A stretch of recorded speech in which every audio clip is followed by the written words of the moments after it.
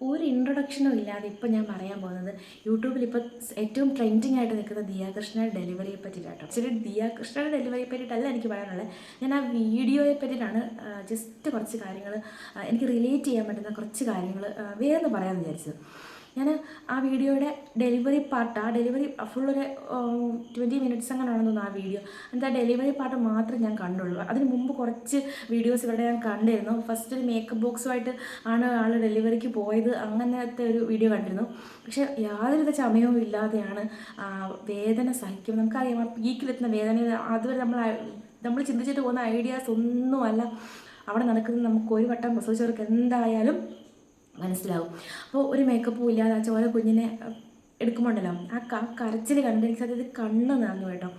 അത് പക്ഷെ എനിക്ക് അതിനകത്ത് ഏറ്റവും കൂടുതൽ ഒരു സന്തോഷം ഉണ്ടായിരുന്നു. അറിയോ, കുഞ്ഞമ്മയാണോ വല്യമ്മയാണോ ചോദിക്കുമ്പോൾ ചമ്മലോടെ ആ ഓരോ ചോദ്യത്തിൽ നേരിട്ടിരുന്ന ആ പെൺകുട്ടികളില്ല, അവരുടെ സിസ്റ്റേഴ്സ്, അവരെത്ര പെട്ടെന്നാണ് ആ കുഞ്ഞിൽ അവരങ്ങ് ചുരുങ്ങിപ്പോയി. കാരണം അവരുടെ ആ ഒരു ഫുൾ പ്രയോറിറ്റി വരെ, അവരുടെ എല്ലാം ഫുൾ പ്രയോറിറ്റി ആ കുഞ്ഞിലേക്ക് അങ്ങ് മാറുകയാണ് ചെയ്തത്. ഇതെല്ലാം ഓട്ടോമാറ്റിക്കായിട്ട് സംഭവിക്കുന്നതാണ്. അതാണ് സഹോദരങ്ങൾ, അതാണ് കുടുംബം. എനിക്ക് ഓർമ്മ വന്നത് ഒരു 10 വർഷം മുൻപുള്ളൊരു ലേബർ റൂമാണ് കേട്ടോ. ഒരു ലേബർ റൂമിൽ ഇങ്ങനെ തണുത്ത് വിറച്ച് ആ റൂമിലേക്ക് കൊണ്ടു ചെന്നാക്കിയ അമ്മയോ വയറ്റിൽ കിടക്കുന്ന ആ കുഞ്ഞിൻ്റെ അച്ഛനെയോ പറ്റിയിട്ടൊന്നും, ആരെ പറ്റിയിട്ടും, പുറത്ത് നമ്മളെ കാത്തിരിക്കുന്ന ആരെ പറ്റിയിട്ടും ഒരു വിവരവുമില്ലാതെ ലേബർ റൂമിനകത്ത് ഇങ്ങനെ തണുത്ത് വിറച്ച് സമയം പോകുന്ന അറിയുന്നില്ല, ഭക്ഷണം കഴിക്കുന്ന ടൈം അറിയുന്നില്ല, ഇത്ര ദിവസമായി നമ്മൾ അതിൻ്റെ ഉള്ളിലായിട്ടുള്ളത് എന്ന് പോലും അറിയാതെ വേദന എടുത്ത് ആ വേദന ഇങ്ങനെ കരഞ്ഞ് ചുറ്റും നിലവിളി മാത്രമാണ് കേൾക്കുന്നത്. കുറേ എങ്ങോട്ട് തിരിഞ്ഞ് നോക്കിയാലും ചോരയും സ്രവങ്ങളും അതുമാത്രമാണ്. എങ്ങോട്ട് നോക്കിയാലും നമുക്ക് എന്താണ് സംഭവിക്കുന്നത്, നമ്മുടെ ബോഡിയിൽ എന്താ സംഭവിക്കുന്നത്, നമ്മുടെ മൈൻഡിൽ എന്താ സംഭവിക്കുന്നത് പോലും തിരിച്ചറിയാൻ പോലും കഴിയാതെ ഈ ശരീരത്തിലൊക്കെ അപ്ലൈ ചെയ്ത് ഈ ഇനിമയുടെ എഫക്റ്റിൽ വലിഞ്ഞൊരു ടോയ്ലറ്റിൽ പോയിരിക്കുന്നു. ആ ടോയ്ലറ്റിനൊരു കുറ്റിയില്ല.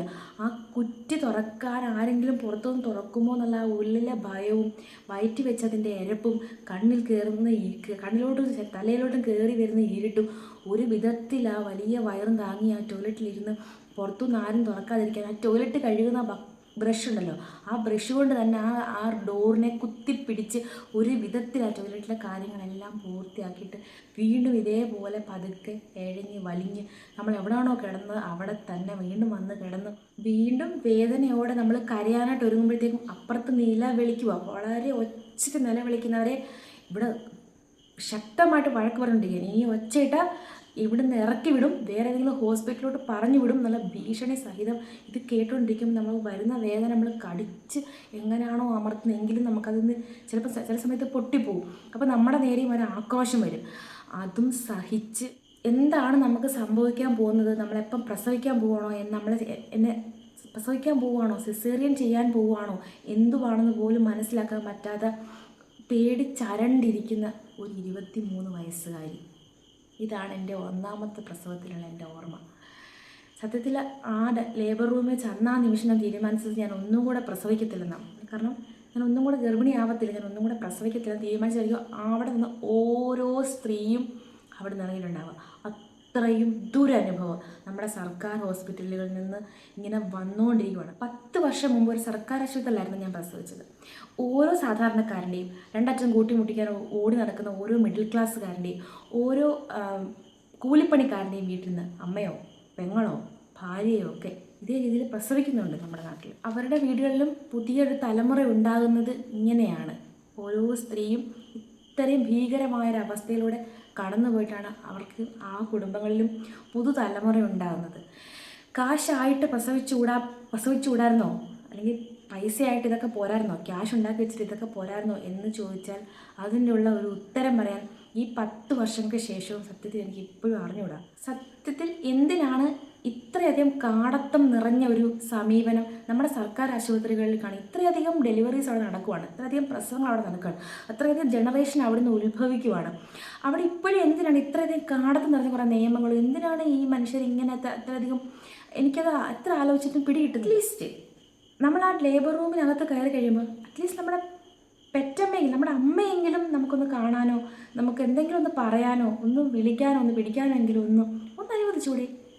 ഒരു സമയത്ത് ഒരു പ്രസവം ഒരു സമയത്ത് നടക്കും. ആ സമയത്ത് ആ ഭർത്താവിനെ ഒന്ന് കൂടെ നിർത്തിക്കൂടെ? എന്തിനാണ് ഇത്രയധികം വാശി പിടിക്കുന്നത്? ഇത്ര മൈൽ അകലെ മാത്രമേ നിൽക്കാവുള്ളൂ എന്ന് എന്തിനാണ് ഇപ്പോഴും ഇങ്ങനെ വാശി പിടിക്കുന്നതെന്ന് എനിക്ക് എത്ര ആലോചിച്ചിട്ടും മനസ്സിലായിരുന്നില്ല. ആ സർക്കാർ ആശുപത്രിയിൽ പ്രസവിക്കാൻ എത്തുന്ന ഒരു ലേഡി, ഒരു ഗർഭിണി ഒരിക്കലും അവിടെ ഒരു ഗർഭിണിയല്ല. അവരെ അവർ കണക്കാക്കുന്നത് ഒരു രോഗിയായിട്ട് കണക്കാക്കത്തില്ല, ഒരു സഹാനുഭൂതി വേണ്ട ഒരു വ്യക്തിയായിട്ട് കണക്കാക്കത്തില്ല, ഒരു മനുഷ്യനായിട്ട് കണക്കാക്കത്തില്ല. എന്തോ കുത്തി ഒരു പണി കിട്ടിയിട്ട് വന്ന ഒരു ജയിൽ പുള്ളി, ഇത്രയും മാത്രമാണ് അവരെ കണക്കാക്കുന്നത്. കാരണം നമ്മൾ അവിടെ ചെന്ന് കഴിഞ്ഞ് അവിടെ ഒരു ഒ പി ടിക്കറ്റ് എടുത്ത് അല്ലെങ്കിൽ ഐ പി ടിക്കറ്റ് എടുത്ത് അഡ്മിഷൻ എടുക്കുമ്പോൾ തൊട്ട് അതിൻ്റെ വാതിൽ നിൽക്കുന്ന സെക്യൂരിറ്റി മുതൽ അവിടുത്തെ അറ്റൻഡേഴ്സിൻ്റെ വരെ വായിലിരിക്കുന്നത് നമ്മളിങ്ങനെ കേട്ടുകൊണ്ടിരിക്കുകയാണ്.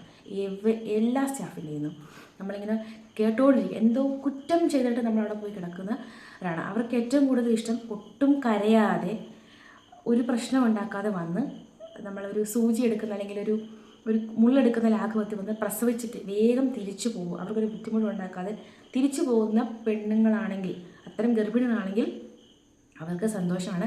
അവർക്ക് യാതൊരുവിധ പ്രശ്നങ്ങളും അവരോടുണ്ടാകത്തില്ല. നേരെ മറിച്ച് കരയുകയോ വേദന എടുക്കുന്നത് പറയുകയോ ബുദ്ധിമുട്ട് പറയുകയോ പുറത്ത് നിൽക്കുന്ന ആരെങ്കിലും അവരെ അന്വേഷിച്ച് അകത്തോട്ട് വരികയോ ചെയ്യുന്ന ഒരു ഗർഭിണിയെയും സമാധാനത്തോടെ പ്രസവിക്കാൻ അവിടെ സമ്മതിക്കില്ല. അവിടുത്തെ യുവതലമുറയിലെ യുവ ഡോക്ടേഴ്സ് പറയുന്നത് ഇത് സർക്കാർ ആശുപത്രിയാണ്, ഇവിടെ ഇങ്ങനെ നടക്കൂ എന്നാണ്. അപ്പോൾ ഒരു കുഞ്ഞ് എന്ന് പറയുന്നത് ഒരു കുടുംബത്തിൻ്റെ, ഒരു വ്യക്തിയുടെ ആവശ്യമല്ല, ഒരു കുടുംബത്തിൻ്റെ ആവശ്യമാണ്, ഒരു സമൂഹത്തിൻ്റെ ആവശ്യമാണ്. കാശുള്ളവരെ മാത്രം പ്രസവിക്കാൻ തുടങ്ങിയ തലമുറ എത്ര ജനറേഷൻ, എത്ര എത്ര എത്ര ആൾക്കാരുണ്ടാവും. ഒരു പുതിയ ജനറേഷനകത്തുള്ള സ്ട്രെങ്ത് എത്ര പേരുണ്ടാവും. കുറച്ചും കൂടെ മാന്യമായിട്ട്, കുറച്ചും കൂടെ മര്യാദയായിട്ട്, കുറച്ചും കൂടെ ഒരു മര്യാദ രീതി ഇന്നത്തെ കാലത്തെങ്കിലും നമ്മുടെ സർക്കാർ ആശുപത്രികൾ മാറണം എന്നാണ് എൻ്റെ ആഗ്രഹം. ഇപ്പോഴും അവസ്ഥ മറിച്ചല്ല.